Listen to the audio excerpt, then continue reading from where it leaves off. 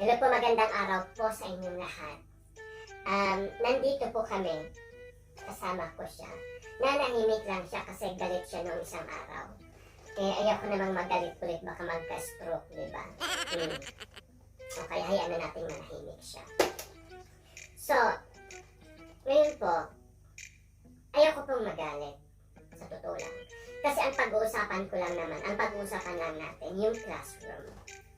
Which is, simple lang, yung classroom lang. Kasi, alam ko na alam nyo na sa isang classroom may batas. Diba?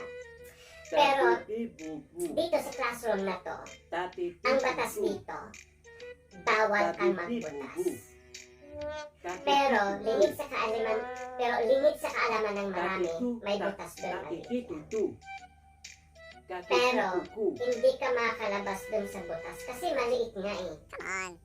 At saka bawal ang magbutas dito sa classroom na to.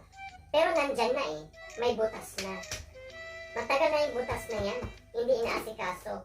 Kung inasikaso sana yung butas na yan, di, wala nang problema, diba? Ayos na sana. Pero ngayon, balikan natin yung batas. Alam ko na, confused. Alam ko walang kabuluhan to pinag-usapan natin na to. Ganyan talaga. So ngayon, balikan natin yung batas dito sa classroom. Pero yung butas na yan, hindi ka makalabas dyan eh. Pero ito, pag siguro kumuha ka ng permit, kumuha ka ng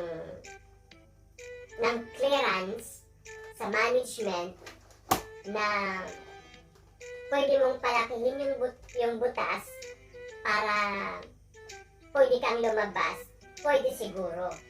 So, diba? Pretty obvious naman, diba? Hello, may na bang intindihin yun? Okay. Kukuha ka ng permit. Mag-agree ang management. Sasabihin mo, palalakihin mo yung butas. Diba? So, nagsabit ka ng requirements. So, inaprobahan. Okay na daw yung mga requirements. So, binigay mo lahat. Yung nag-comply ka. So, ngayon, sabi ng management, sige, palakihin mo yung butas. O, di pwede. Pag pinalaki mo yung butas, pwede ka nang lumabas. Di ba simple lang?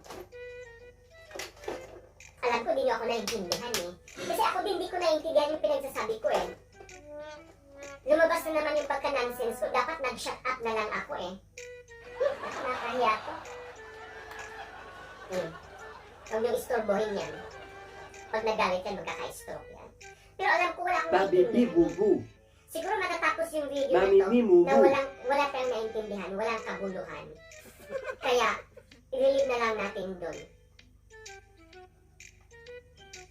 Ganun na lang.